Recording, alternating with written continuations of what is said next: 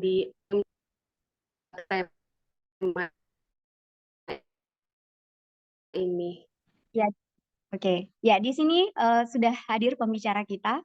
Eh, saya panggilnya mungkin Bang Untung Suseno. Apakah bisa menyalakan video dan juga audionya, Bang? Halo, selamat malam. Selamat malam. Oke, ya. Sudah siap, Bang? Sudah. Oke. Selanjutnya saya serahkan ke Bang Untung Suseno.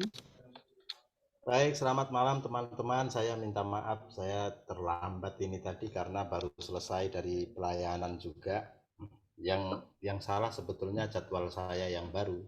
Karena mestinya minggu lalu ditunda ke minggu ini, jadi berbenturan. Jadi minta maaf ya sama Betty ya, tadi saya bilang sorry Betty, saya sepertinya terlambat. Malam ini kita akan membahas tentang Yunus. Nah, saya tidak akan tolong host dikasih saya akses untuk bisa share screen.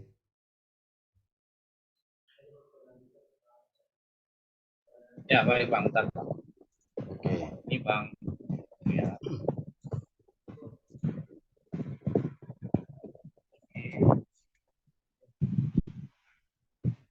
Oke, sebentar lagi ya. Sudah Bang. Oke. Terima kasih ya. Ya, sudah Bang. Jadi malam Silakan, hari Bang. ini, oke sudah nampak ya. Malam hari Nampak, ini Bang, nampak. saya tidak akan seluruhnya karena waktu kita nggak cukup. Jadi saya hanya akan membahas fokus kepada pasal 1 ayat 1 sampai 3 dan tema kita itu tentang unwanted grace. Anugerah yang tidak diinginkan. Jadi ini apa sebetulnya anugerah yang tidak diinginkan ini, supaya kita nanti lebih jelas kita baca dulu apa yang ditulis oleh Alkitab dalam kitab Yunus.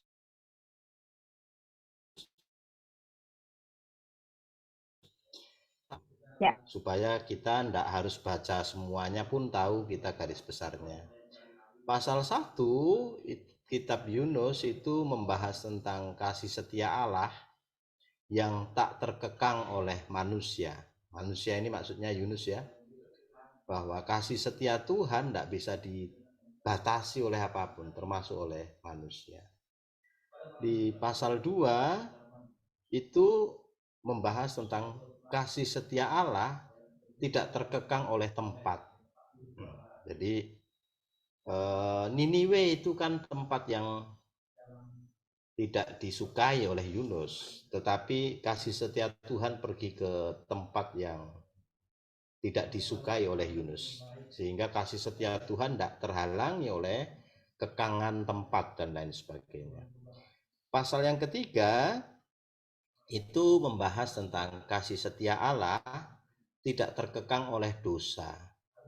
Maka pada waktu Yunus berjalan keliling kota Niniwe dan seluruh kota itu kemudian bertobat, merendahkan diri dan berpuasa kepada Allah. Lalu pasal yang keempat itu membahas tentang kasih setia Allah tidak terkekang oleh waktu. Jadi keseluruhan kitab Yunus itu sebetulnya membahas tentang apa? Kasih setia Allah. Nah, kasih setia ini kan bicara tentang anugerah. Ini tentang God faithfulness. Ini tentang inisiatif Allah untuk kemudian hadir di dalam hidup manusia. Sehingga kitab Yunus bicara tentang inisiatif Allah, tentang kasih setia Allah yang hadir di dalam hidup manusia. Ini ya, di pasal 1, pasal 2, pasal 3, pasal 4 pasal itu. Jadi saya lanjut lagi ya, supaya kita dapat gambaran. Berikutnya, kasih setia atau anugerah itu, di sini saya tulis grace, itu ternyata tidak bisa dikontrol oleh siapapun. Karena ini miliknya Allah dan pemberian dari Allah. Yang kedua, itu tidak bisa diprediksi dan dia itu sifatnya selalu nggak masuk akal. Namanya kasih setia Allah itu irasional. Kok mau dia menyelamatkan saya ya, orang berdosa? Kok mau dia menebus saya ya? Irasional. Padahal kalau dipikir-pikir saya nggak ada yang berkenan mestinya di hadapannya. Sehingga anugerah ini sifatnya salah satunya adalah irasional. Yang ketiga, kasih setia Allah itu hanya bisa kita terima karena pemberian. Sehingga Yunus pasal 1 itu sebetulnya membahas tentang kasih setia Allah yang diberikan kepada Yunus dan kepada semua orang di Niniwe nantinya. Nah, ini ada statement yang bagus. Anugerah melakukan tepat seperti yang anugerah ingin lakukan ketika ia ingin melakukannya. Nah, ya. Jadi anugerah itu nggak bisa dikontrol karena pemberian Tuhan. Yang kedua itu irasional dan hanya dapat diterima. Dan itulah yang terjadi dengan hidupnya Yunus di Yunus pasal 1 ayat 1 sampai ayat yang ketiga. Nah, saya ajak dulu untuk kita membuka Yunus, kitab Yunus ya. Yunus pasal 1 ayat 1 saya baca dulu ya. Datanglah firman Tuhan kepada Yunus bin Amitai demikian. Ayat yang kedua. Bangunlah, pergilah ke Niniwe, kota yang besar itu, berserulah terhadap mereka karena kejahatannya telah sampai kepadaku. Ayat yang ketiga. Ayat yang paling panjang. Tetapi Yunus bersiap untuk melarikan diri ke Tarsis, jauh dari hadapan Tuhan. Ia pergi ke Yafo dan mendapat di sana sebuah kapal yang akan berangkat ke Tarsis. Ia membayar biaya perjalanannya, lalu naik kapal itu untuk berlayar bersama-sama dengan mereka ke Tarsis jauh dari hadapan Tuhan.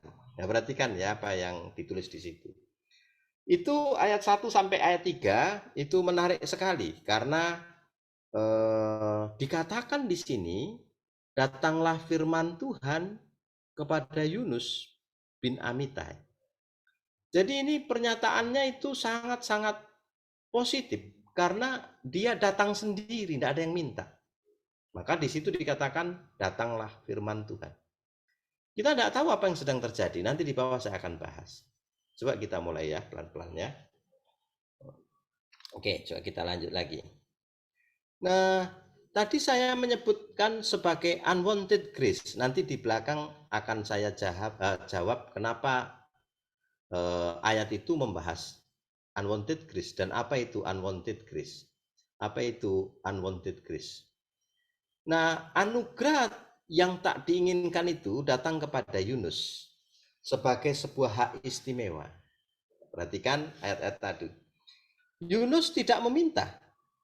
Karena di sini dikatakan datanglah firman Tuhan kepada Yunus. Nah, mungkin Yunus sedang tidur-tidur ya.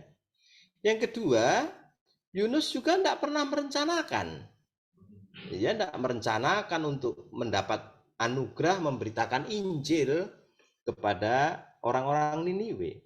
Yang ketiga, Yunus tidak pernah melakukan apapun untuk mendapatkan tugas itu. Enggak, dia tidak melakukan. Dan yang keempat, tiba-tiba hadir saja. Dikatakan Tuhan berfirman. Perhatikan kata ini ya, ini kata penting ya. Kata Tuhan kepada Yunus. Kata Tuhan ini kata kuncinya. Jadi saya akan terangkan pelan-pelan. Jadi unwanted grace itu datang sebagai sebuah hak istimewa. Kenapa? Perhatikan kata Tuhan yang di ayat 1 tadi. Datanglah firman Tuhan. Tuhan ini kan terjemahan dari bahasa Ibrani YHWH, Yahweh. Ini adalah nama Allah yang formal, Yahweh. Dan Yahweh itu adalah nama sang pembuat dan pemelihara perjanjian. Maka waktu Israel mendengar nama Yahweh, mereka itu sedang mendengar bahwa yang bicara ini adalah Tuhan sang pembuat dan pemelihara perjanjian, gitu ya. Jadi itu sebabnya dia memperkenalkan dirinya sebagai Yahweh di sini ya. Jadi Yahweh adalah God initiating name, nama Allah yang berinisiatif, nama yang dipakai untuk menyampaikan inisiatif Allah ke dalam hidup manusia. Itu sebabnya dia memperkenalkan dirinya sebagai Yahweh, yaitu Allah yang berinisiatif.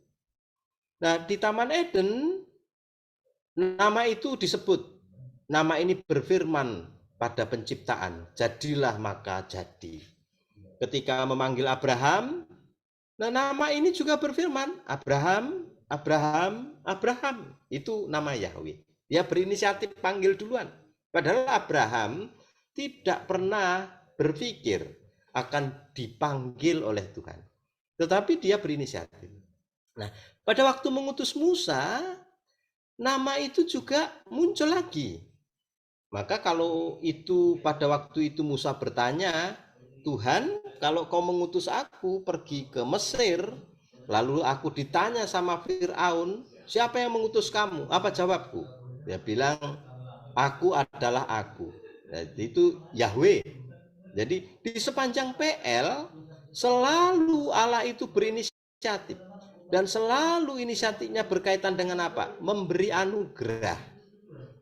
Maka ketika kita membaca tadi, datanglah firman Tuhan kepada Yunus bin Amitai demikian, maka ini tidak bisa tidak. Ini berarti adalah anugerah. Berarti ini adalah anugerah, gitu ya. Oh sorry, tertutup dengan yang lainnya. Berarti ini adalah anugerah yang tidak bisa tidak. Ini diberikan secara spesial hanya untuk Yunus. Saya lanjut lagi ya. Jadi itu sebabnya saya mengatakannya unwanted grace itu sesuatu yang spesial karena itu privilege. Nah, itu hak istimewa yang tidak semua orang menerima. Banyak nabi pada masanya Yunus, tetapi hanya kepada Yunus Allah berfirman. Gitu ya. Saya lanjut lagi ya. Tetapi ya, sepanjang PL Yahweh selalu disebut sebagai Allah yang berinisiatif dan selalu berkaitan dengan anugerah sekalipun. Nah, ini titik baliknya. Terkadang anugerah itu adalah sesuatu yang tak diinginkan oleh si penerima. Ada anugerah Allah yang tak diinginkan oleh manusia. Dan termasuk yang tak diinginkan oleh Yunus, maka saya menyebut sebagai unwanted grace, yang unwanted, yang tidak diinginkan. Ya, saya lanjut lagi ya. Nah, Yahweh juga selain sebagai Allah yang beranugerah, ia adalah nama sang pembuat perjanjian, nama yang dipakai untuk komitmen, membuat kontrak legal. Dan segala yang ia lakukan bermula dari covenant atau perjanjiannya. Maka di PL itu banyak covenant. Ada namanya Abrahamic covenant, perjanjian Tuhan dengan dengan Tuhan. Ada lagi namanya Mosaic covenant, berarti itu anugerahnya, perjanjiannya Tuhan dengan si Musa dan seterusnya. Itu ya. Jadi Allah itu Allah yang membuat perjanjian dan dia adalah Allah yang setia dengan janjinya. Jadi pertama yang harus saudara dengar sekarang adalah nomor 1, anugerah yang tak diinginkan itu adalah suatu hak istimewa yang datang tak diminta. Kadang datang dalam hidupmu, kadang datang dalam hidupku. Nah, nanti bentuknya apa itu? Pokoknya pelan-pelan, nanti akan ada belakang. Yang kedua, anugerah yang tak diinginkan itu datang sebagai sebuah gangguan, intrusion. Nah, perhatikan. Sangat jelas bahwa Yunus tidak mencari privilege tadi, karena Yunus sedang santai. Jadi dia tidak mencari hak istimewa dari Tuhan, tidak merencanakannya sama sekali.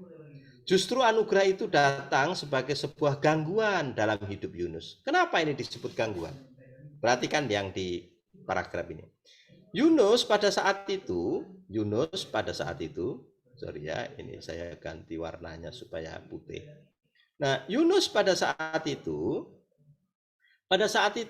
karirnya sedang bagus. Karirnya sedang sangat luar biasa. Jadi karirnya itu hebat sekali Yunus itu pada masa itu. Karena dia sangat maju pelayanannya, maka di situ dikatakan ya karirnya bagus gitu ya. Kemudian bukan hanya karirnya bagus, ia juga adalah nabi yang sukses menurut Raja-Raja pasal 14 ayat 25. Bahkan ia bernubuat kepada Raja Yerobeam II dan nubuatnya itu terpenuhi mengenai batas kerajaan yang akan diperluas. Ini terjadi, gitu ya. Jadi kalau begitu Yunus itu karirnya bagus sekali, sangat-sangat hebat. Dia itu nggak ada masalah dengan keuangan, nggak ada masalah dengan karir. Apakah suara saya kedengaran, Mas Ian? Kayaknya ada yang bocor tadi ya. Sorry ya. Oke ya, lanjut ya. Jadi ini berarti Yunus punya kesuksesan, dia punya berkah. Karena ini perintah untuk bangun dan Niniwe ini tidak diinginkan sama sekali oleh Yunus. Saya lanjutkan ya. Tidak diinginkan sama sekali oleh Yunus. Yang kedua,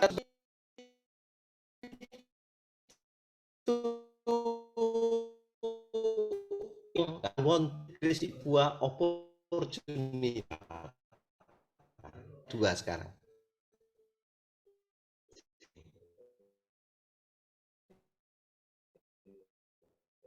Bangunlah, telah sampai kepadaku. Ayat yang kedua. Nah sekarang Tuhan itu mengatakan, arise, go to Nineveh, the great city, and cry against it. Dan nangislah untuk kota itu bagiku. Dengar ya, Nineveh itu apa? Nineveh itu adalah nama kota yang dia tidak ingin dengar. Sebetulnya dia tidak mau dengar. Kenapa? Nineveh itu disebut sebagai unwanted grace. Nineveh itu adalah kota sekarang. Nah ini saya tunjukkan ya. Nineveh itu jaraknya sekitar 550 mil dari Samaria, tempat Yunus tinggal pada waktu itu. Jadi Nineveh adalah kota yang berpenduduk, lihat, 600.000 orang.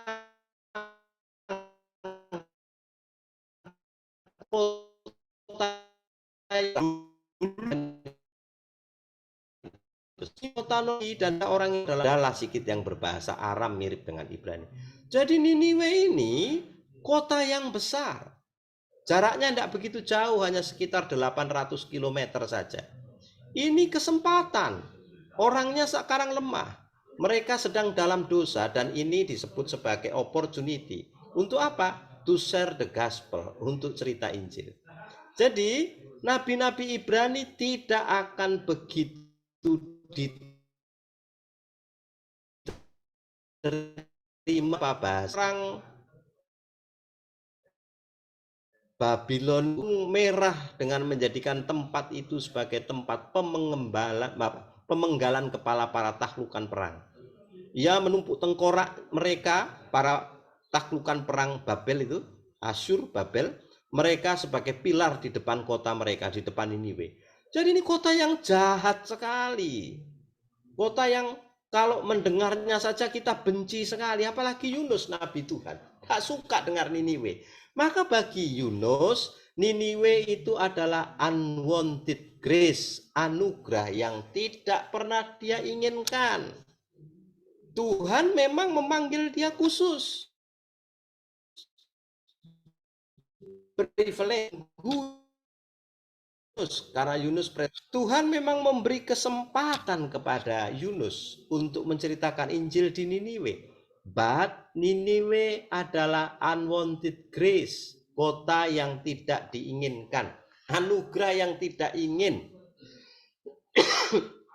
Yunus tidak mau pergi ke Niniwe. Nah, kemudian Saya tadi katakan ya, unwanted grace come as opportunity, sebagai sebuah kesempatan.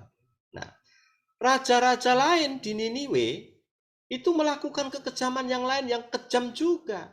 Mereka menguliti musuh-musuh mereka hidup-hidup, lalu memotong kulit mereka dan merentangkan kulit mereka itu dijemur di tembok kota. Wah, ini luar biasa.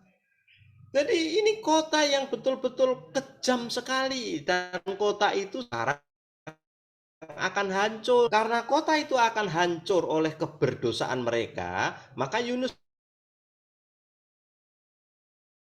suruh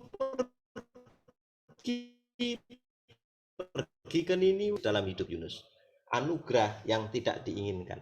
Saat itu Niniwe sedang dalam kesulitan. Dalam beberapa tahun sebelum Yunus menerima firman dari Tuhan, mereka mengalami beberapa masalah. Pertama itu ada 2 wabah dan juga ada gerhana matahari total yang menyebabkan gerhana ini menjadi tanda yang buruk, gitu ya. Nah, mereka itu anggap gerhana itu sebagai pertanda yang buruk akan datangnya sesuatu yang buruk atas hidup mereka. Mereka terpecah secara politik dan kondisi mereka sekarang sangat lemah. Ya, itu dia ya. Jadi kalau sekarang Niniwe itu dibiarkan saja, mereka itu hancur. Ngapain pula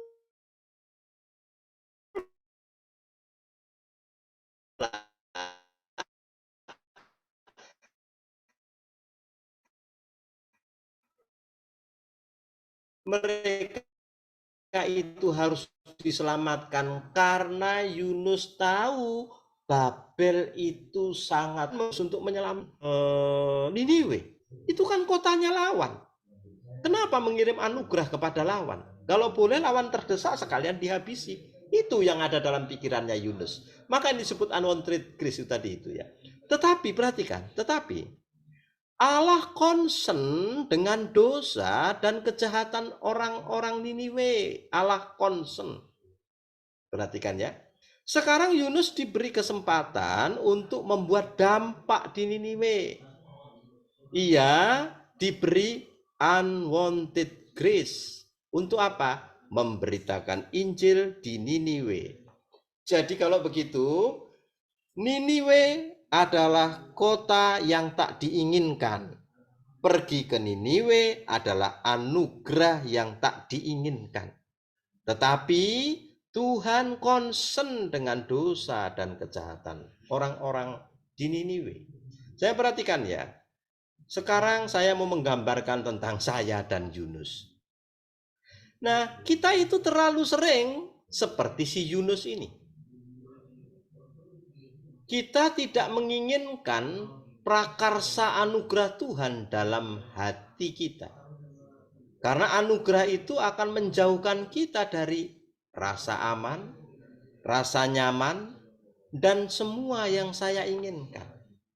Tuhan sering mengirim anugerah yang menurut kita anugerah itu tidak kita inginkan. Dan anugerah itu mengganggu rasa aman, rasa nyaman, dan dia mengganggu apa yang saya inginkan. Perhatikan ya. Tadi ini nanti bagian dari renungan kita. Nih, Musa puas dengan menggembalakan domba. 40 tahun Musa, masih ingat ceritanya? Ya, bahagia sekali sebagai gembala domba. Tetapi ketika dia melihat Tuhan ngomong di semak duri yang terbakar itu, menyala tapi tidak terbakar, itu kemudian tertarik dia. Dan rupanya Musa pada waktu itu dipanggil, diberi kesempatan untuk menjadi pemimpin besar. Dengan apa? Membawa Israel keluar dari Mesir. Jadi kalau begitu, Tuhan selalu bekerja menggunakan anugerah-anugerah yang tak diinginkan. Musa, Yunus diberi kesempatan. Yunus itu kemudian balik lagi setelah dimakan ikan itu, tapi saudara tahu akhirnya Yunus itu tidak bertobat. Saya kasih contoh lagi berikutnya. Yeremia itu lelah menangis, melajang tidak kawin, telanjang jalan untuk memberitakan kabar baik dari Tuhan. Sampai dia berkata, aku tidak akan mengatakan sepatah kata pun darimu. Jengkel, dia tidak mau lagi ngomong apapun karena nggak ada yang bertobat setelah Yeremia ngomong. Tetapi perlu diingat bahwa salah satu nabi paling besar di Israel adalah Yeremia, yang setara dengan Yesaya. Tulisannya hebat, luar biasa. Jadi kalau begitu, menjadi nabi pada waktu itu anugerah yang dia tidak mau. Karena nyaman. Dengan anugerah itu dia menjadi pemimpin hebat. Dengan anugerah itu Musa kemudian menjadi orang hebat. Paulus misalnya. Di sepanjang PB kita melihat Paulus itu sangat mengasihi Israel bangsanya. Maka dia tertarik memberitakan Injil kepada Israel. Bahkan di dalam Roma pasal 10, Paulus itu menangisi Israel. Sangat cinta. Tetapi justru Tuhan berkata, "Ndak Paulus, aku ndak mengutus kamu ke Israel. Aku mengutus kamu kepada bangsa bukan Yahudi." Jadi kalau begitu, dengan mengerjakan ini, dia menolak. Bukan menolak maksud saya. Dengan mengerjakan apa yang Tuhan berikan itu, dia sedang masuk ke dalam zona tidak nyaman, dan melakukan sesuatu yang tidak dia inginkan. Nah, gitu kira-kira ya. Jadi kalau begitu, teman-teman yang dikasih Tuhan semua, perhatikan itu. Unwanted grace menjadikan Paulus, Yeremia, Musa itu orang-orang hebat di dunia. Musa enggak pingin, dia puas jadi gembala ternak. Udah 40 tahun nggak punya pengalaman perang. Pengalamannya hanya membunuh satu orang pada waktu di Palestina. Pada waktu di Mesir maksud saya, kalau di Palestina. Di Mesir. Nggak punya pengalaman. Yeremia juga kurang pengalaman. Paulus juga nggak punya pengalaman kepada bangsa bukan Yahudi karena dari kecil dia dididik di dalam didikan Yudaism yang kuat sekali. Dia nggak apa yang diberikan oleh Tuhan kepadanya. Tetapi mereka mengerjakan unwanted grace itu dan mereka menjadi great leader karena itu semua. Nah, saya lanjut ya. Jadi lihat ini gambarannya. Sekarang kembali ke Niniwe. Ada 6.000 jiwa yang menunggu di Niniwe. Lalu Tuhan berkata, bangun, pergi ke Niniwe, kota yang besar itu. Unwanted grace datang. Apa itu unwanted grace kalau begitu? The grace to die with dignity and the grace to live with impact. Ya, diperhatikan. Kalau begitu, unwanted grace ini bicara tentang anugerah untuk mati bagi diri sendiri dengan rasa hormat. Dan ini adalah anugerah untuk hidup berdampak bagi banyak orang.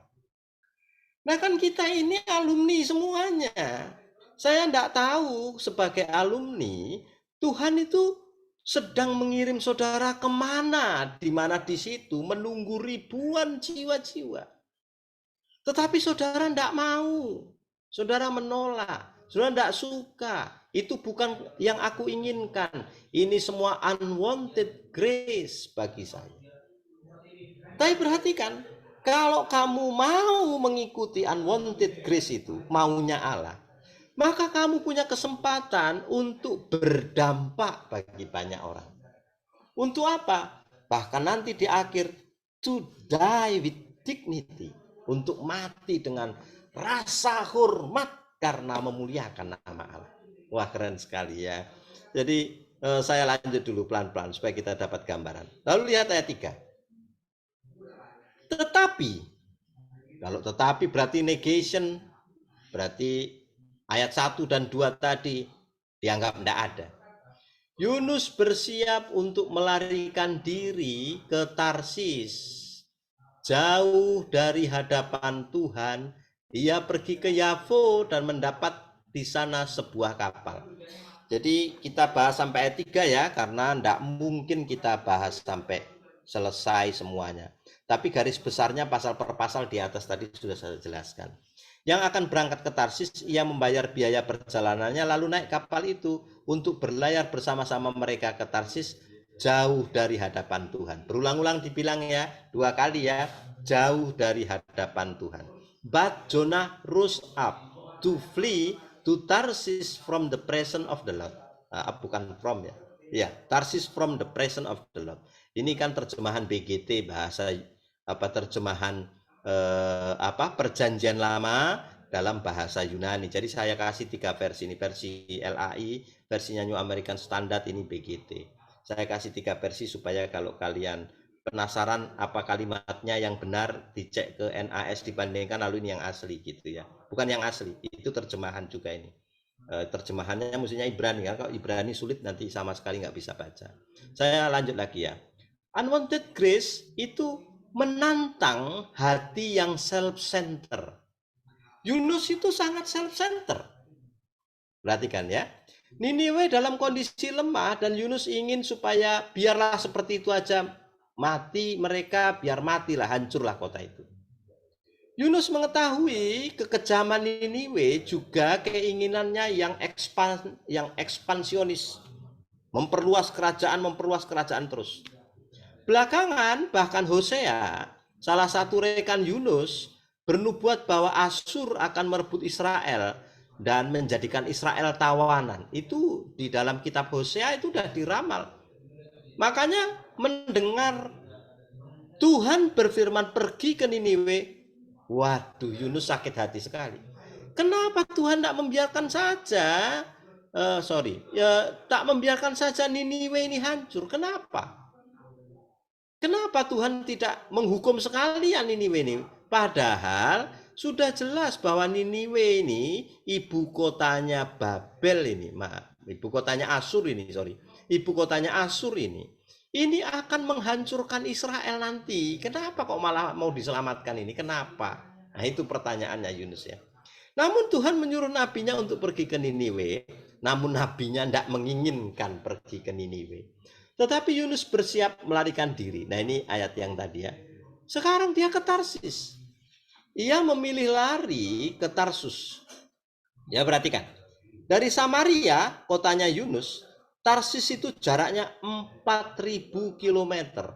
Jadi, dari kotanya Yunus di Samaria menuju ke Tarsus yang ada di Spanyol modern, itu 4.000 km. Ini seperti ke Jawa Timur, ke Madura sana dari Medan. Sementara kalau dia itu pergi ke Niniwe dari Samaria, jaraknya hanya 800 km. Ini mungkin sekitar sini Jambi lah. Jadi ini berapa kali lipat ini jaraknya? Betul-betul pergi jauh sekali. Yang ke 800 km dia tidak mau, tapi dia berangkat menuju kota yang lain, lawan arah 4.000 km jaraknya dari kota kelahirannya, kota tempat tinggalnya. Luar biasa ini. Ia memilih lari. Dan coba baca baik-baik itu. Sebab ceritanya Yunus dapat tiket. Ternyata waktu dia beli tiket, itu dapat, sepertinya Tuhan menghendaki. Ini kayak kalian dikasih tugas, untuk tugas kemudian ke sebuah kota yang agak terpencil, kalian tidak mau. Lalu kalian minggat dari tempat itu, dapat tiket pula. Lalu kita pikir Tuhan menghendaki, coba dapat tiket. Kalau nggak dapat tiket pasti Tuhan tidak menghendaki. Sepertinya Tuhan menyetujui Yunus. Buktinya ia dapat tiket kapal ke Tarsus di Yafo. Tidak mudah mendapatkan kapal menuju ke Tarsis dari kota Yunus, dari Yafo ya, di sekitar Yerusalem. Itu sepertinya Tuhan sengaja menyediakannya untuk Yunus. Tapi jawabannya enggak, nanti di tengah jalan Tuhan cegat. Maka dikirim ikan untuk memakan Yunus, kan masih ingat cerita itu. Semuanya masih hafal dengan cerita itu. Saya lanjut ya. Unwanted grace is God unrelenting call for us to take greater risk. Jadi ini anugerah yang tak kita inginkan itu adalah itu kemurahan, panggilan kemurahan Allah bagi kita untuk kita mengambil resiko besar. Berani enggak kamu ambil resiko? Lebih dari apa yang pernah kamu bayangkan sebelumnya. Untuk apa? Mencoba sesuatu yang baru, melakukan sesuatu yang baru, yang berdampak bagi banyak orang. To face stronger force, stronger force, untuk menghadapi kekuatan yang lebih kuat than we ever dream, yang pernah kita impikan. Untuk bertarung lebih besar lagi dengan musuh, lebih dari apa yang pernah mungkin kita pikirkan. And nearly all, dan lebih dari semua itu, this is in ourselves. Jadi peperangan itu ada di dalam diri kita sendiri.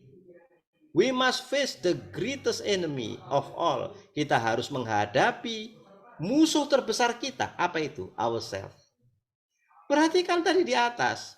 Yunus itu disuruh pergi ke Niniwe, tapi dia pergi ke Tarsis. Dan saya mengatakan, ini unwanted grace selalu menantang diri kita yang self-centered, mementingkan diri. Saya tidak tahu kalian membaca kitab Yunus, lalu apakah kalian menemukan bahwa sekarang Tuhan sedang mengirim ke rumahmu unwanted grace? Mungkin ada kamu yang gagal jadi PNS tahun lalu, sekarang mau lamar lagi. Mungkin ada di antara kita orang tua yang sakit, padahal kita tidak mau. Mungkin ada di antara kita yang gagal sudah menikah. Ada yang gagal punya pacar, tidak jadi married, dan lain sebagainya. Tapi unwanted grace ini selalu menantang self-centered heart kita. Maka katanya tadi di akhir saya katakan, ini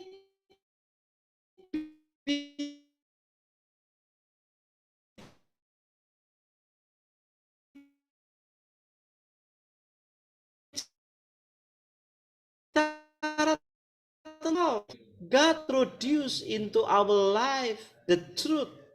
Allah sekarang memperkenalkan kepada hidup kita sebuah kebenaran.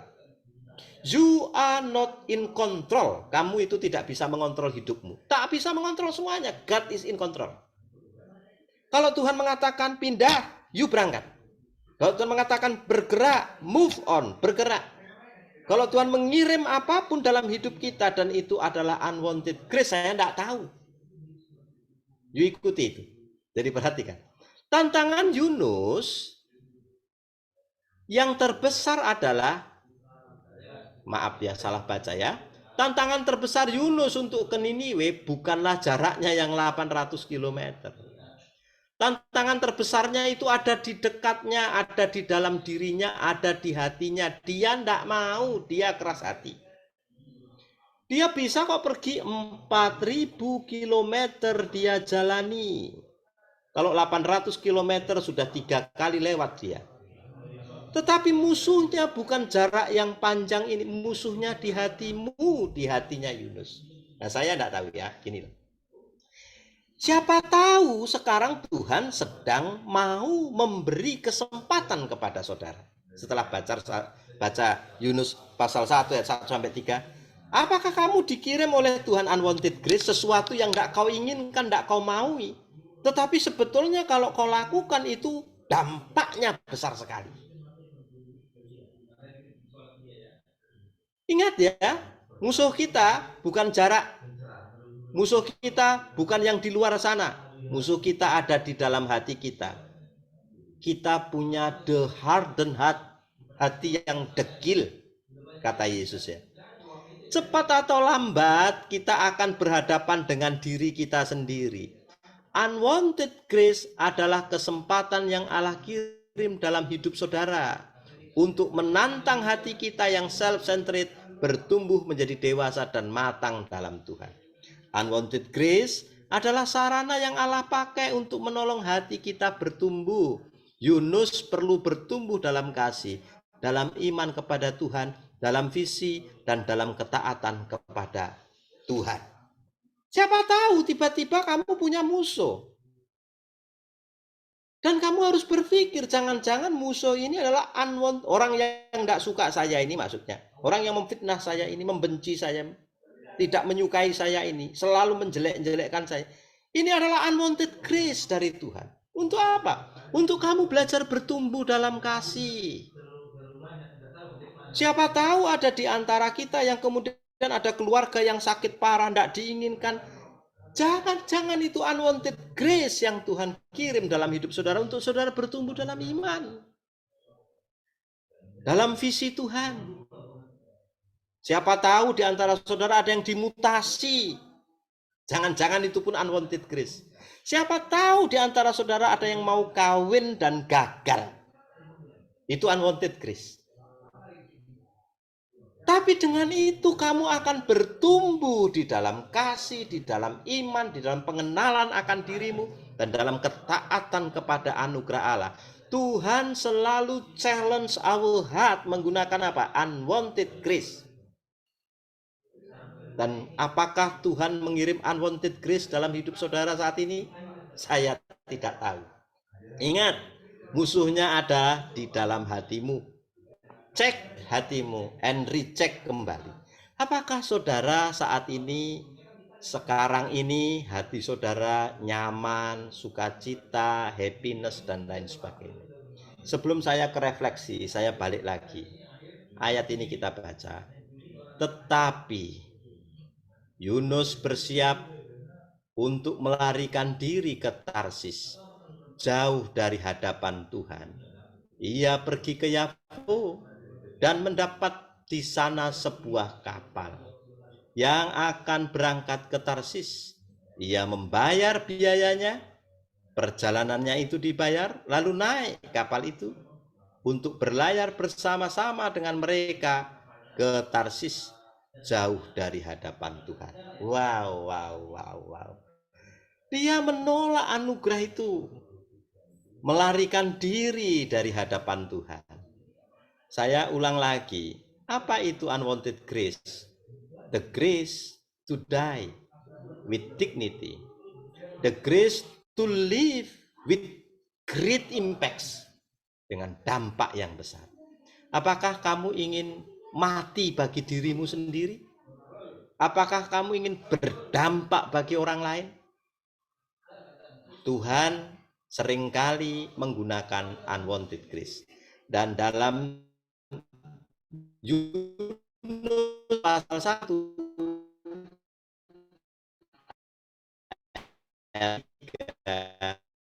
Tuhan mengatakan diskusi.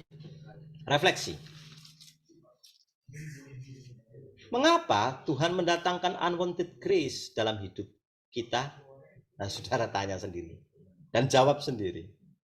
Mengapa dia mengirim kita ke Niniwe ketika kita ingin tetap tinggal di kota Medan? Nah, saudara jawab sendiri. Mengapa dia mengacaukan keluarga kita dengan anak-anak yang memberontak dan tidak setia mengikutinya? Jangan ini unwanted grace. Mengapa dia memberi kita hal-hal yang tidak mungkin dapat kita lakukan? Hal-hal yang membuat saya takut? Jangan ini unwanted grace. Mengapa Allah berlama-lama mengirimkan teman hidup seperti pergumulan banyak dari kita? Yang sudah lama sekali saya doakan. Ia mengacaukan rencana saya. Jangan ini pun unwanted grace. Tuhan ingin kau berdampak lebih besar, tapi hatimu menghalangi Tuhan bekerja. Unwanted grace always mean death. Selalu menjadi sarana kematian. Unwanted grace adalah sarana kematian. Matongan dari center, mati dari bergantung pada diri sendiri, mati dari harapan-harapan yang salah, dan hidup baru di dalam Kristus. Hidup baru di dalam Kristus. Hidup berdampak bersama Kristus. Ini unwanted grace. Adalah kesempatan untuk apa? Hidup baru dalam Kristus. Hidup berdampak bersama Kristus. Unwanted grace itu adalah opportunity to become more than we ever dream. Untuk jadi lebih dari apa yang pernah kau mimpikan. We could become. Kita bisa jadi apa? By doing something greater. Dengan melakukan sesuatu yang lebih besar. Yang pernah kita pikirkan. dan yang bisa kita pikirkan. Saya tutup.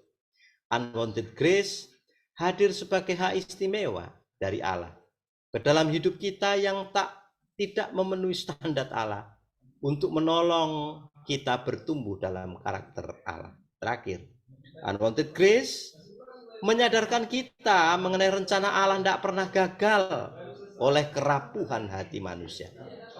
Kalau kau tidak mau, Tuhan pakai yang lain. Kalau engkau tidak membuka hati, Tuhan kerja dengan orang lain. Kalau kau tidak menerima anugerah itu, Tuhan akan mengajak orang lain. Sorry, salah pencet saya. Mana ini ya?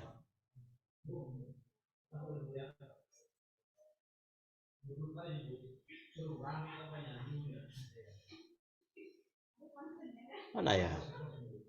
Apakah teman-teman masih melihat saya? Iya, masih, Bang. Masih ya? Tapi kok nggak bisa aku besarkan layarnya ya? Sorry, salah ini saya. Salah pencet tadi saya. Oke, saya stop sharing di situ, nanti saya ulang lagi. Oke, silahkan kalau ada yang mau didiskusikan. Yunus pasal 1, ayat 1 sampai 3, bicara tentang unwanted grace. Nah, kita tidak cukup membicarakan waktu, kita terbatas untuk membicarakan ayat 4, 5, dan 6. Betty atau siapa yang pimpin? Tere? Ya, Kakak Bang dan teman-teman, kita sekarang masuk ke sesi diskusi. Jadi silakan ketikkan pertanyaan atau tanggapan terkait yang disampaikan Bang Untung di kolom chat gitu. Nah, sembari nunggu pertanyaan atau tanggapan dari teman-teman, Bang, di sini saya juga punya pertanyaan gitu. Boleh. Jadi, oke. Tadi yang saya paling itu ada kata menyampaikan bahwa anugerah adalah inisiatif Allah atau nggak bisa dikontrol gitu. Nah, apakah ini artinya kita sebagai anak-anak Tuhan, kita pasrah aja gitu sama Tuhan, dan karena kita memang nggak bisa ngontrol itu semua gitu. Gimana, Bang? Ya, betul itu. Makanya ada lagu yang sebetulnya selengean lagu itu, tetapi ada betulnya. Suka-sukamu Tuhan. Pernah dengar lagu itu kan? Suka-sukamu Tuhan. Itu selengean. Lagu itu jelek sekali. Tetapi secara teologis betul. Kenapa? Karena anugerah itu pemberian dari Tuhan. Jadi anugerah jangan dianggap selalu hal yang positif. Kadangkala anugerah yang unwanted sifatnya negatif. Seperti yang dialami Yunus adalah dia disuruh pergi ke tempat yang dia tidak mau. Lalu kemudian apakah itu adalah hal buruk bagi Yunus? Tidak. Justru itu kesempatan untuk Yunus lebih besar. Tapi karena dia tidak taat, di pasal 4 nama Yunus itu tidak disebut lagi di sepanjang sejarah Alkitab setelah itu. Karena dia hancur setelah itu. Jadi gitu. Jadi apakah kita betul-betul tidak bisa mengontrol anugerah Allah dan hanya bisa pasrah kepada Allah? Kalau dalam konteks anugerah betul. Kalau dalam konteks yang lainnya tidak selalu betul. Misalnya kalau dikaitkan dengan bagaimana kalau begitu berkaitan dengan misalnya menikah. Apakah saya hanya menunggu Tuhan kirim prianya atau wanitanya? Kalau itu salah. Karena kalau itu kita tidak lagi membicarakan tentang grace. Kita membicarakan tentang kehendak. Sehingga kita diberi oleh untuk memilih, mendoakan, membawa kepada Tuhan. Itu ya, mengenai anugerah itu semata-mata pemberian Tuhan. Nggak bisa dikontrol dan kita kadang-kala nggak tahu arahnya kemana. Tiba-tiba ada di antara kita yang selama ini sehat, lalu sakit. Tuhan kirim anugerah yang tak kita inginkan. Tiba-tiba ada di antara kita yang baik-baik saja di kantor, tapi dimutasi. Dan lain sebagainya. Itu kira-kira Tere. Oke.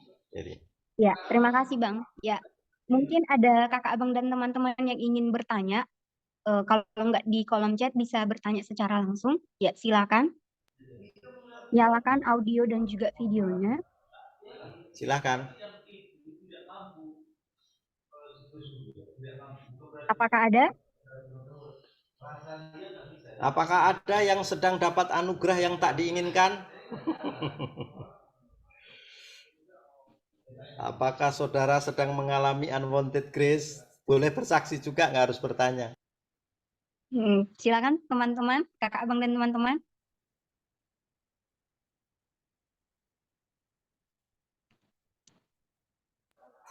Kalau nanti nggak ada, boleh saya tunjuk ya bang. Nah, itu sungkan dengan buku-buku di belakang itu. Bukumu banyak kali. Mereka, Oh iya, beda dengan di belakangku. Belakangku kulkas. oh iya, kebetulan karena ini di mes, jadi ambil tempat yang lebih aman di perpustakaan. Iya, kalau nggak ada lagi, ya aku akan bertanya lagi. Ya silakan teman-teman, Silakan, kakak silakan. abang dan teman-teman. Ya kita di sini diskusi ya. Nah, aku sebenarnya banyak bertanya-tanya gitu Bang tentang apa? Tentang kitab Yunus ini juga gitu. Siap. Apalagi kan tadi kita sempat bahas juga tentang apa? eh, eh, garis garis besarnya gitu. Dan aku sempat baca khususnya gitu. Aku mungkin ini Ya, agak lebih dalamnya. Pasal 3 itu kan kalau kita baca makin dalam itu akhirnya nubuatan itu nggak digenapi gitu. ya, Tuhan nggak jadi menunggang balikan atau menghancurkan kota Niniwe gitu. betul. Nah, apakah ini berarti di dalam Alkitab itu semuanya nggak harus digenapi ya Bang? Atau nubuatan itu nggak harus digenapi? Oh, nubuatannya kan Niniwe akan diselamatkan, bukan ditunggang balikkan. Ya, Tuhan lalu akan menggunakan Yunus untuk kemudian memberitakan kabar pertobatan, panggilan pertobatan. Maka ketika Yunus sudah dibalik lagi setelah dari ikan itu, lalu Yunus kan kemudian berjalan masuk keliling kota itu sambil memanggil mereka kepada pertobatan. Lalu kan yang terjadi adalah mereka berpuasa. Bukan hanya mereka, ternak mereka berpuasa juga. Semua berpuasa, tanda pertobatan. Maka Tuhan memulihkan.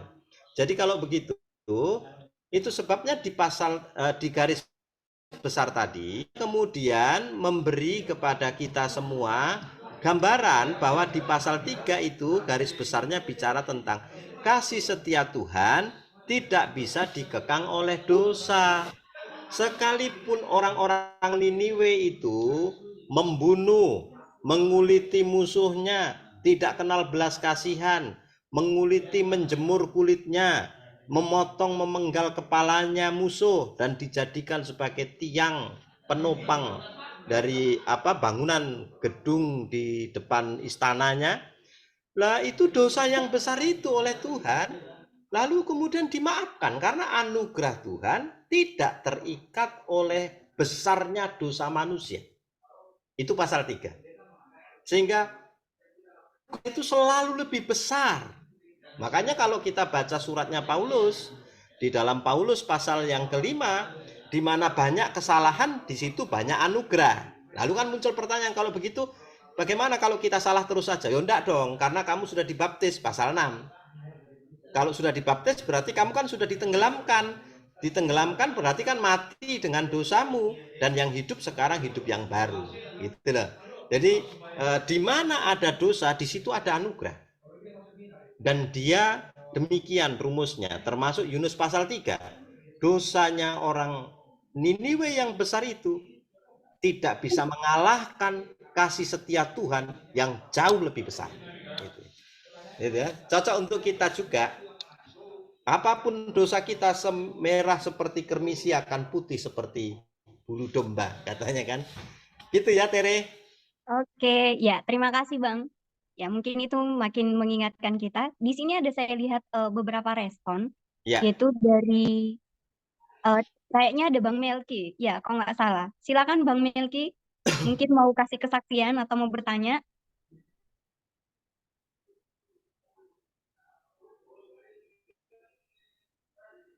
Iya, ini sorry ya, ini ada komen bagus dari Cyril dari Alexandria.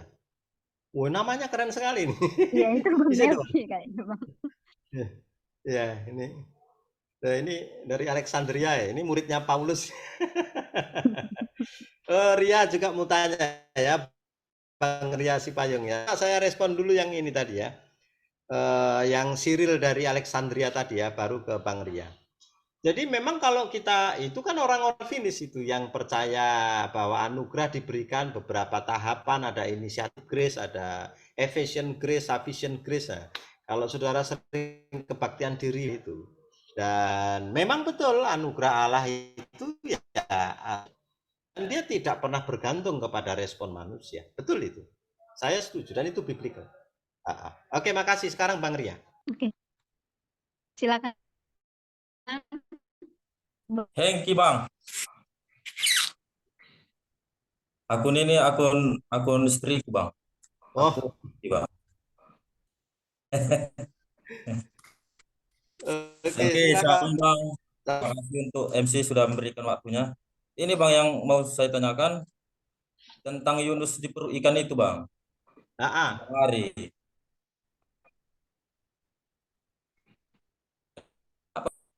Apa di balik itu? Ketika Kenapa? kita baca di dalam perjanjian baru, maka kita tahu maknanya. Kenapa Yunus 3 hari di perut ikan? Karena pengalaman Yunus di perut ikan menjadi gambaran dari pengalaman Tuhan Yesus di dalam perut bumi di kematian. Sehingga 3 hari di perut ikan menjadi perlambang 3 hari Yesus di perut bumi nanti dalam kematian. Nah, kalau kita menafsir yang lainnya kita tidak tahu. Karena angka-angka itu tidak bisa dipastikan. Walaupun orang-orang Yahudi suka dengan angka. Angka 3, angka 7, angka 7 kali 7, dan lain sebagainya. Tetapi yang jelas di dalam PB sudah clear. Di PB dijawab oleh Tuhan bahwa apa yang terjadi di dalam pengalamannya Yunus di perut ikan, itu akan menggambarkan saya nanti di perut bumi dalam kematian. Saya akan mati 3 hari dan bangkit pada hari yang ketiga. Nah, gitu kira-kira, Bang Ria. Jadi itu gambaran apa memudahkannya.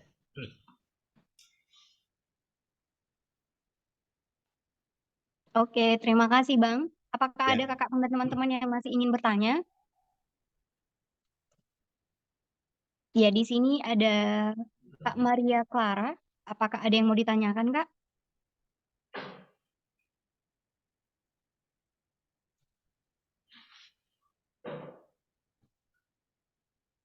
Iya, kayaknya belum. Dari Kak Duma, apakah ada yang mau ditanyakan, Kak? Atau mungkin bisa berbagi, Kak? Boleh sharing, boleh berbagi, nambahi.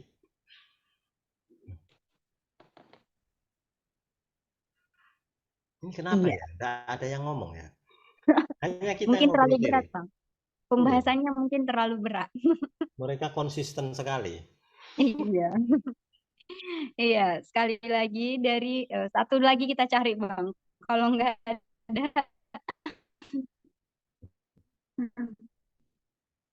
dari Kak Jelita, Kak Ada,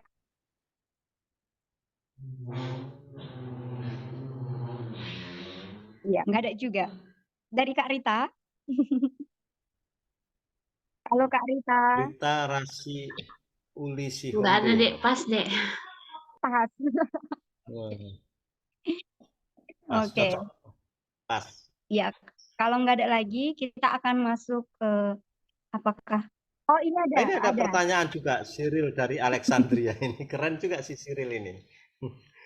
Jauh dan apakah yang lain betulnya jauh dari hadapan Tuhan bisa ditafsir literal, bisa juga ditafsir sebagai allegorical, jadi alegoris. Kalau secara literal ya berarti dia meninggalkan panggilan jauh dari hadapan Tuhan. Tuhan memanggilnya untuk pergi ke Niniwe, tapi dia berbalik badan menuju ke Tarsus. Nah, itu meninggalkan jauh dari hadapan Tuhan. Secara literal. Tetapi juga bisa secara alegori. Secara alegori itu sebetulnya saya tidak suka, tetapi banyak yang suka alegori ini. Alegori itu perlambang perumpamaan, itu berarti ibarat. Berarti meninggalkan jauh dari hadapan Tuhan, berarti dia pergi meninggalkan apa yang sudah dikenan oleh Allah. Allah punya hati untuk Niniwe. Allah punya kerinduan untuk Niniwe. Tetapi Yunus meninggalkan kerinduan Allah itu menuju kepada tempat yang ia inginkan. Nah, itu kira-kira ya. Jadi, mana yang mau dipahami literal boleh, alegoris boleh. Ya, jadi apa saja tidak ada masalah. Jauh dia makan pelan Niniwe dan pergi ke tempat yang dia mau. Itu kira-kira ya. Mana yang dia mau? Ya Tarsus. Kok Tarsus? Ya Tarsis ya, gitu. Gitu, Cyril. Oke, terima kasih untuk pertanyaannya Bang Melki. Iya, terima kasih juga untuk Mbak Untung Suseno, dan mungkin bisa menyampaikan closing statement Bang untuk pembahasan kita atau materi kita malam ini. Ya, saya closing ya. Saya tutup ini. Oh, itu Yeli. Oh,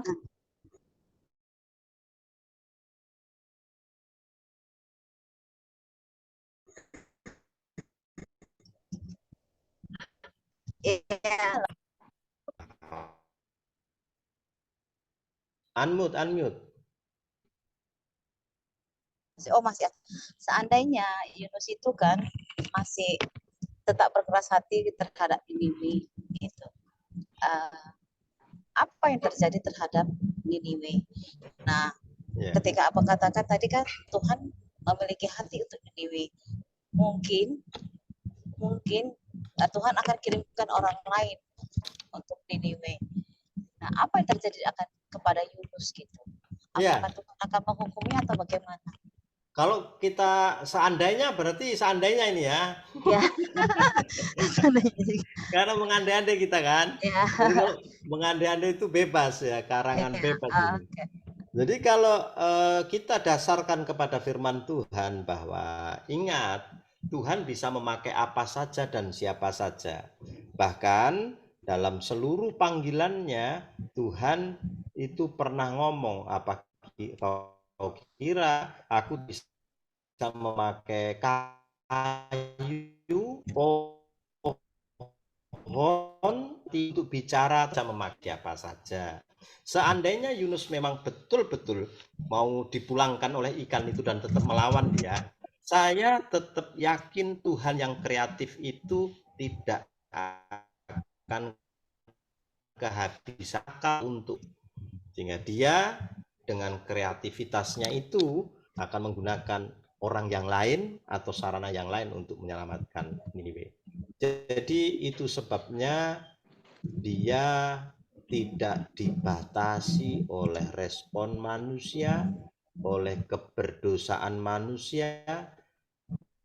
Dia bekerja dan sesuai dengan kerelaan kehendak, kira-kira.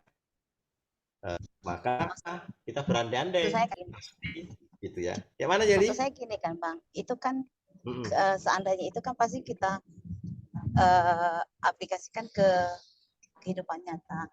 Kadang kan ini kan bicara tentang unwanted plus tadi kan seperti itu. Ya. Yang kadang kita itu nggak tahu. Itu sebenarnya ini jalannya juga seandainya lah tiba-tiba kita dikirim ke pedalaman. Kita seperti itu gitu dan kita tetap berkeras untuk bisa ke sana untuk mengubah misalnya atau dikirimkan ke suatu tempat untuk mengubah tempat itu. Betul. Jadi yang menyarankan terima aja belakang kita, keluarga kita dan segala macam. Sehingga kan itu menjadi pas seperti tema yang apabila unwanted gitu. Jadi karena kan kita tidak mau menerima kenyataan kalau kita sebenarnya yang ditugaskan ke sana seperti itu. Apa yang terjadi kepada kita? Gitu. Ya, apa yang akan terjadi kepada kita kalau kita menolak gitu ya. Kan seandainya juga tidak menerima seakan-akan menolak, terus seakan-akan saya pun tetap berkeras, saya nggak mau ke sana, ditugaskan gitu. Padahal mungkin Tuhan punya rencana untuk kita gitu, karena kita sudah tahu situasi seperti itu. Oke, saya jawab ya. Begini, memang zaman kita sekarang berbeda dengan zaman dulu orang-orang perjanjian lama hidup. Kita hidup di masa anugerah yang begitu berlimpah kebaikan Tuhan. Sehingga kadangkala penolakan kita terhadap karena ketidakmampuan kita membedakan apakah ini unwanted grace, ada kehendak Allah yang harus saya jalani dari pilihan yang tidak saya sukai ini. Saya selalu meyakini bahwa tidak ada contoh di dalam Alkitab kecuali mulai hanya di Kisah Para Rasul ketika ketika si Ananias dan Safira dihukum langsung oleh Tuhan. Setelah itu Tuhan tidak pernah lagi menghukum langsung sekeras kepada Ananias dan Safira. Nah, misalnya contohnya apa? Contohnya misalnya kepada Petrus, Judeo Kristen. Petrus itu kan menyangkal Yesus 3 kali. Dan kepada Petrus tidak langsung Tuhan menghukum, tapi dia bertobat. Kalau kepada Yudas kan beda. Karena Yudas memenuhi unsur nubuatan bahwa ada yang Allah itu tetapkan untuk berkeras hati. Dan di sana Yudas kemudian berkeras hati untuk menjual Yesus. Tetapi apa yang dipikirkan oleh Jelly itu benar, Pak Yeli ya, bahwa tidak semua orang punya kepekaan bahwa jangan-jangan ini adalah anugerah dari Tuhan. Kenapa saya dipindahkan? Kalau dipindahkan nggak begitu parah lah ya. Tapi kenapa misalnya sakit mamaku atau sakit papaku? Nah itu lebih sulit lagi. Sehingga keadaan ekonomi terganggu, pekerjaan terganggu, aku mestinya bisa ke sana jadi harus nunggu keluarga, nggak ada kecuali saya. Nah, bagaimana ini kita mengetahui bahwa ini kehendak Allah? Jawabannya memang tidak mudah dan itu sulit sekali membedakannya. Tetapi kita kemudian boleh memikir-mikirkan ulang lagi, mendiskusikannya dengan diri kita dan Tuhan dalam doa untuk mencari tahu Tuhan, apakah ada kehendak Allah tersembunyi di balik peristiwa ini? Nah, kemudian kita juga boleh mendiskusikannya dengan orang-orang yang dewasa rohani dan mengenali, mengidentifikasi. Karena tidak selalu mudah mencerna maksud-maksud Tuhan melalui peristiwa hidup. Tetapi sekali lagi unwanted grace itu datang sebagai pengalaman hidup yang tak kita inginkan. Nah, apa pengalaman hidup yang tak kita inginkan? Bisa saja di sana terselip unwanted grace. Lalu kalau kita tidak melakukannya, apakah langsung dihukum? Jawabannya tidak. Karena di perjanjian baru hanya ada satu contoh, yaitu Ananias dan Safira, yang langsung dihukum oleh Tuhan akibat dosanya. Tapi selebihnya tidak ada. Kenapa tidak ada? Ya karena memang gereja permulaan, gereja mula-mula, hanya butuh satu contoh bahwa dosa wajib dihukum. Dan itu masa pembentukan gereja. Kritikal, makanya butuh contoh yang keras. Tapi setelah itu tidak ada lagi yang seperti itu. Tapi kalau hukuman-hukuman yang lain mungkin dirasakan oleh orang personal demi personal. Kesulitan-kesulitannya itu. Tapi nggak ada yang ditulis di Alkitab bahwa kalau kamu menolak unwanted grace, kamu akan dihukum seperti ini. Nggak ada. Nggak ada yang seperti itu. Tapi kesempatan membuat dampak itu mungkin hilang. Sehingga kita mulai lagi dari awal. Kesempatan untuk berkarya lebih dahsyat bagi Tuhan itu hilang. Dan kesempatan untuk kita mengalahkan diri sendiri dengan apa yang kita inginkan, nah itu jadi kalah kita. Itu kira-kira ya Yeli. Jadi tidak ada penghukuman. Langsung dicabut nyawa kita, atau langsung kita pecat dari tempat kerja kita, enggak ada itu, enggak ada itu. Alkitab enggak mengajar demikian. Oke ya, Li. Ini tadi ada lagi ya? Ada pertanyaan ini Bang di kolom chat. Respon Saya kita bacakan bagaimana terhadap unwanted grace itu harusnya seperti apa? Nah ini betul ya. Kadang memang enggak mudah ketika kita menghadapi kondisi unwanted grace itu ya sekarang ini. Nah, apa yang dibilang ini betul. Respon kita bagaimana menghadapi unwanted grace? Kita ulang ya, definisinya apa unwanted grace? Unwanted grace itu kan anugerah tetapi bertentangan dengan apa yang saya inginkan. Saya maunya di sini aja. Atau saya maunya itu semua keluarga baik-baik saja. Saya maunya itu plan saya yang A ini jadi, itu mau saya. Tapi kadangkala Tuhan kirim interupsi sehingga apa yang saya inginkan nggak jadi. Tapi ada yang lain masuk tiba-tiba menyela.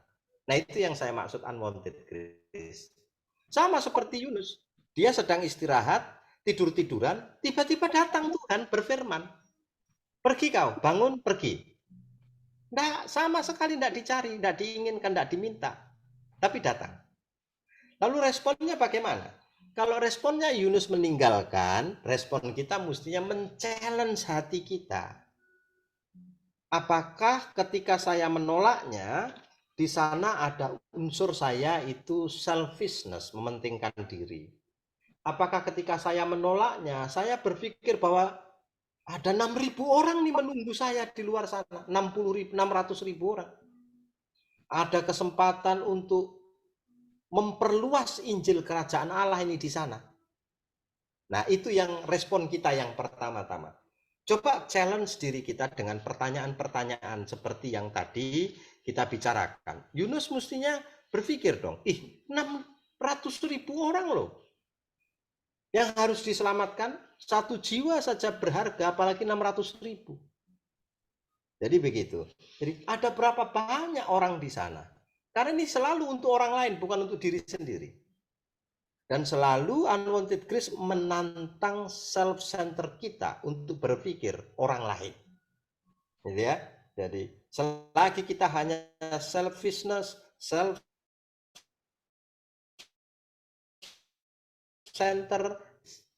jangan-jangan itu bagian dari rencana Tuhan untuk membuat hati kita belajar. Oke, itu ya. Jadi sikap kita memang nggak mudah, nggak bisa kita langsung taat. Oke lah, ikut aja lah. Sakit misalnya keluarga kita, oke lah kita terima dengan sukacita, nggak bisa. Butuh fase-fase sampai kepada tahapannya. Yunus gagal, tapi ada yang lain berhasil. Itu ya. Isidon tadi yang bertanya tadi siapa ini ya? Kak Yusnita, Kak? Yusnita ya, Yusnita. Oke. Oh, pantas. Ya. Sekali lagi saya tanyakan, apakah masih ada yang ingin bertanya sebelum Bang Untung menyampaikan closing statement? Satu lagi, Bang. Boleh. Oke, silakan Kak. Gini kan misalnya lah kita merasa itu kita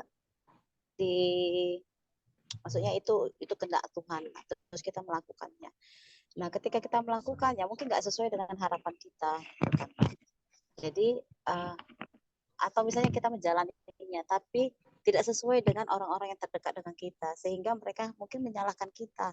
Kenapa kamu pilih itu gitu. Jadi kan seakan-akan kita merasa benar nggak ini pilihan Tuhan. Ya sebentar ya, sambil jalan. Terus lanjut. Jadi maksud saya gini, bagaimana kita bisa membedakan apakah ini pilihan kita yang salah atau memang yang betul-betul ini kehendak Tuhan kita di sana. Gitu. Tadi ya doa.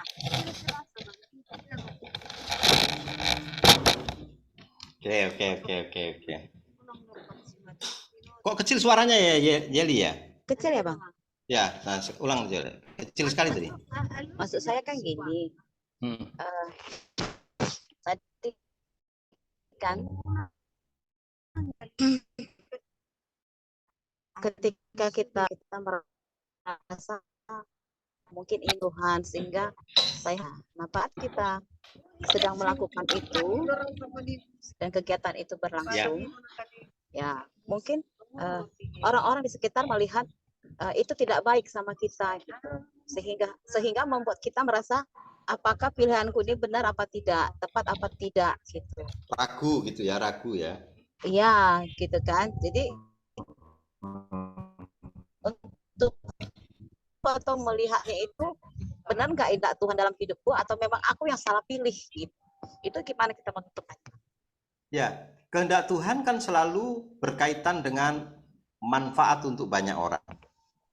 Jadi apakah yang saya lakukan ini punya dampak bagi hidup banyak orang? Kalau dia hanya berdampak bagi diriku sendiri dan keluarga, maka itu salah satu indikator bahwa itu belum tentu kehendak Tuhan. Kenapa demikian? Karena kehendak Tuhan selalu bicara tentang seluruh ciptaan dan semua ciptaan. Sehingga kehendak Tuhan berarti bicara tentang ya Allah dan seluruh umatnya. Itu sebabnya Ketika 1-2 orang di sekitar kita memberi penilaian kepada kita, penilaian-penilaian itu bukan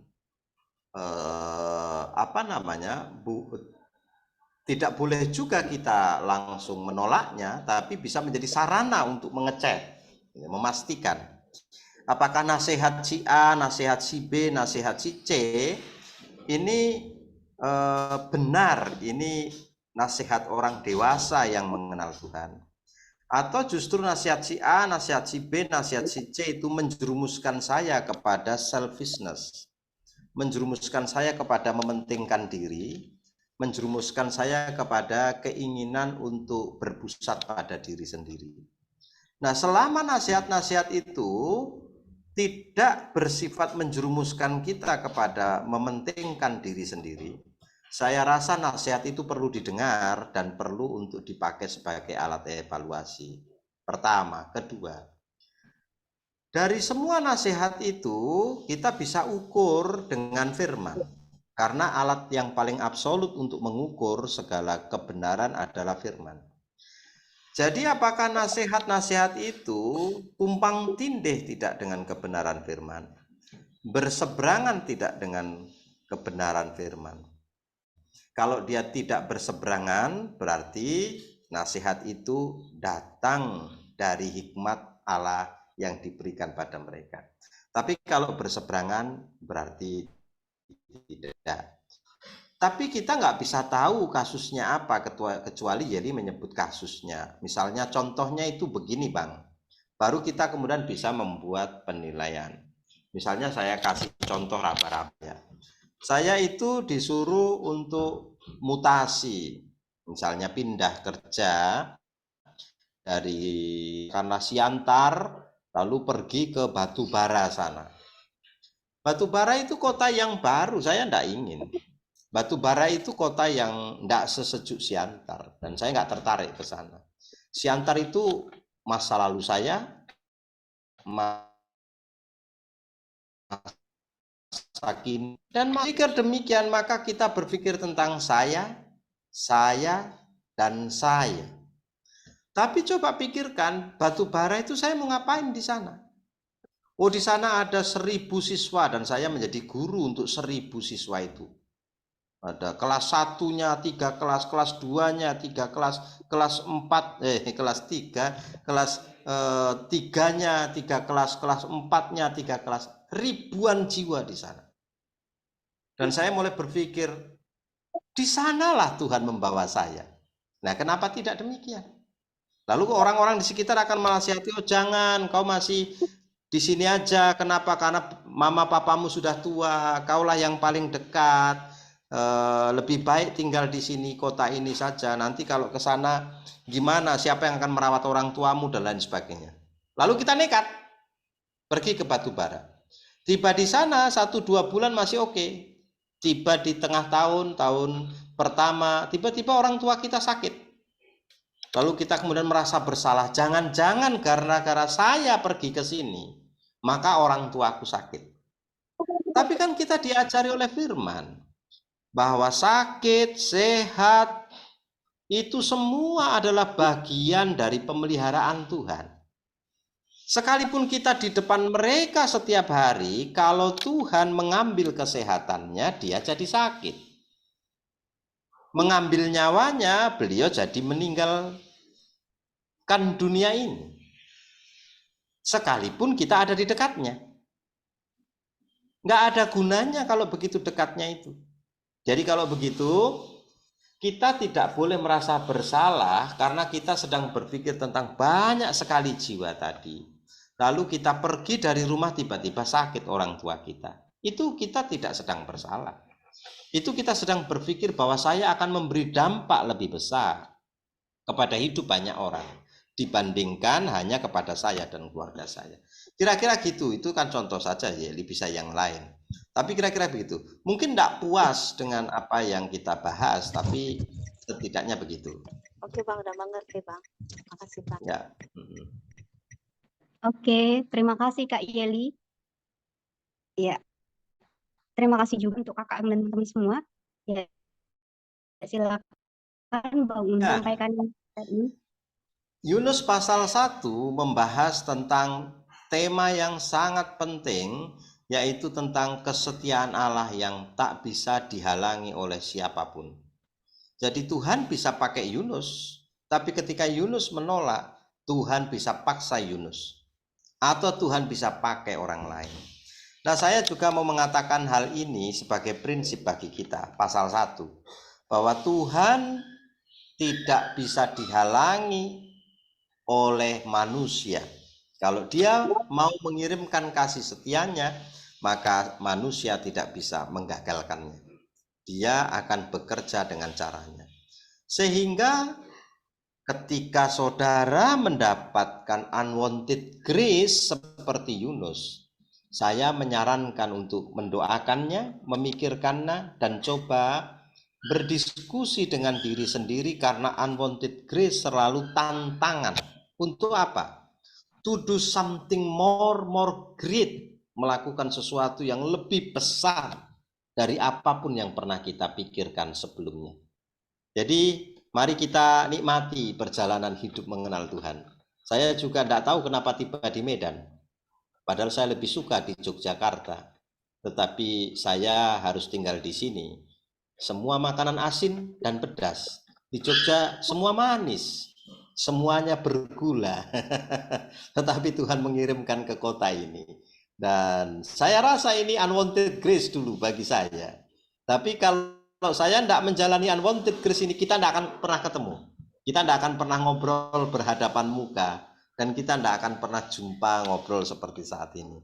Jadi unwanted grace itu adalah sarana untuk kita mengalahkan diri sendiri dan berdampak bagi orang lain. Tuhan memberkati. Salam. Oke, terima kasih Bang. Siap. Ya, kita akan masuk dalam sesi selanjutnya. Silakan Bang Sikson untuk share screen lah. Ya, di sini ada beberapa warta atau juga pengumuman. Nah, yang pertama, akan ada ibadah Paskah pada tanggal 18 Juni 2023 dengan tema okultisme. Dan yang kedua, akan ada training membuat modul ajar pada tanggal 28 Mei 2023. Selanjutnya, nah bagi kakak abang dan teman-teman yang rindu memberikan perpuluhan atau ucapan syukur, silakan kirim ke nomor rekening yang tertera di layar. Itu ada atas nama Kak Duma dari Bank Mandiri dan juga Bank BNI. Ya, selanjutnya, ya bagi kakak abang yang belum terdaftar di IKPEL, bisa mendaftar melalui link yang tertera di layar, atau bisa juga kontak untuk ber-KTB, kontak pengurus IKPEL. Di sini ada Kak Rita dan juga Kak Maria Betty Sinaga. Dan selanjutnya, oke, ya itu pengumumannya, dan kita akan menutup pertemuan kita malam ini. Dan ini ada satu lagu yang akan mengingatkan kita atau bisa jadi refleksi juga untuk kita semua. Nah, lagu ini tadi sudah disampaikan sama Bang Untung bahwa seringkali apa yang Tuhan kehendaki itu malah membuat kita tidak mengerti gitu, bahkan membuat kita bingung. Sampai-sampai mungkin teman-teman ada yang sampai berdoa, maumu apa Tuhan gitu, kok aku bisa sampai bisa mengalami ini gitu. Tapi bersyukur malam ini kita diingatkan bahwa semuanya itu telah direncanakan Tuhan gitu. Tugas kita sebagai anak-anak Tuhan ya terus minta penguatan dan juga minta petunjuk dari Tuhan. Ada Alkitab di sana, semua ada jawaban-jawaban dari semua pertanyaan-pertanyaan kita tentang kehendak Tuhan gitu. Jadi mari kita sebagai orang yang sudah diselamatkan atau sudah menerima keselamatan, mari terus berpegang teguh pada apa yang Tuhan kehendaki. Mari kita nyanyikan Seringku Tak Mengerti Jalan-Jalan Tuhan.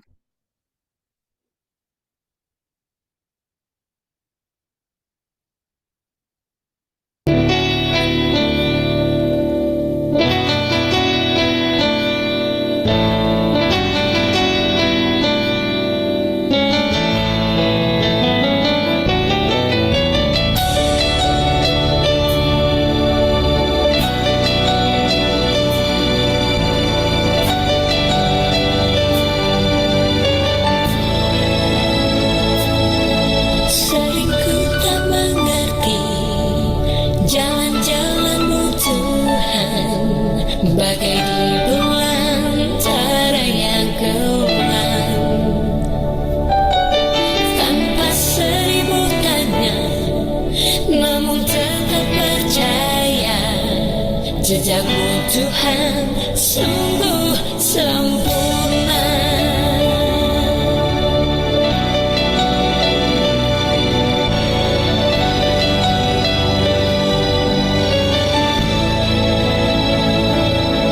Sering ku tak mengerti jalan-jalan Tuhan, bagai di belantara yang gelap.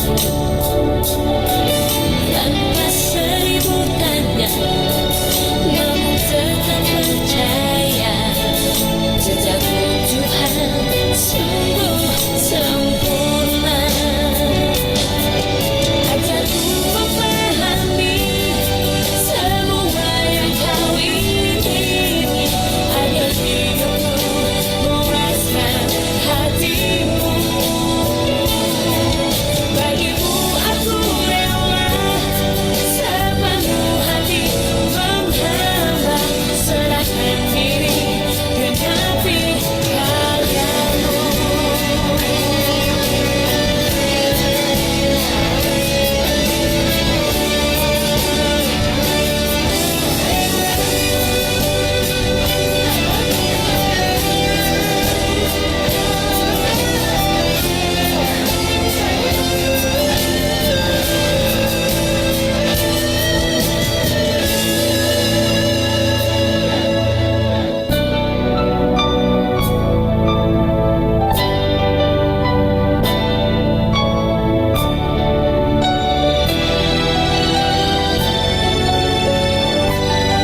Sering ku tak mengerti jalan-jalan Tuhan, bagai di belantara yang gelap. Tanpa seribu tanya, namun tetap percaya, jejakmu Tuhan sungguh sempurna. Ajarku memahami semua yang kau ingini, agar hidupku memuaskan hatimu. Bagimu aku rela sepenuh hati menghamba, serahkan diri genapi karyamu. Ajarku memahami semua yang kau ingini, agar hidupku memuaskan hatimu. Bagimu aku rela sepenuh hati menghamba, serahkan diri genapi karyamu.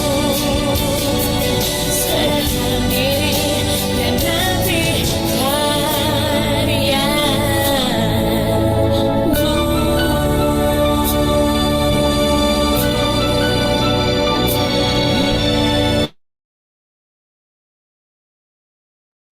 Minta Mbak Untung, Bang Untung untuk kita dalam doa. Oke, kita berdoa. Seperti pujian kami Tuhan, bahwa sering kami bertanya-tanya, apakah yang kami lakukan ini bagian dari apa yang Tuhan kehendaki. Dan kami seringkali juga tidak dipuaskan intelektual kami dan tidak dapat jawaban meyakinkan. Tapi kami diajari untuk percaya bahwa Tuhan tidak pernah menyesatkan kami dan membawa kami kepada tujuan-tujuan Allah yang agung. Dan malam hari ini kami belajar dari kitab Yunus bahwa kasih setia Tuhan tidak terkekang oleh respon manusia. Entah Yunus tidak mau, entah Yunus mau, tapi kasih setia Tuhan tetap dinyatakan kepada umum kehendaknya. Ajari kami untuk merespon setiap anugerah yang kadang itu menjadi anugerah yang tak kami inginkan dalam hidup kami. Tetapi di sana terkandung visi Tuhan yang besar untuk banyak orang. Dan biarlah kami hidup di dalam visi itu dan merespon panggilan itu dengan penuh penghormatan kepada Tuhan. Terima kasih untuk persekutuan dengan teman-teman dari IKAPEL yang sudah Tuhan pimpin. Kami terus berserah kepada pimpinan dan penyertaan tangan Tuhan. Bahkan dari warta tadi ada beberapa kegiatan yang akan dilakukan, Tuhan berkati supaya semuanya mendatangkan sukacita dan nama Tuhan dipermuliakan. Kami akan berpisah, kami akan melakukan lagi seluruh aktivitas kami yang lainnya, kiranya pemeliharaan Tuhan berlimpah atas kami. Mari kita siapkan hati kita untuk menerima berkat Tuhan. Turunlah kiranya anugerah dari Allah Bapa dalam persekutuan dengan Roh Kudus dan di dalam nama Putranya yang tunggal Tuhan kita Yesus Kristus. Kiranya kasih setia itu memelihara jiwa kita mulai saat ini sampai selama-lamanya. Amin. Amin.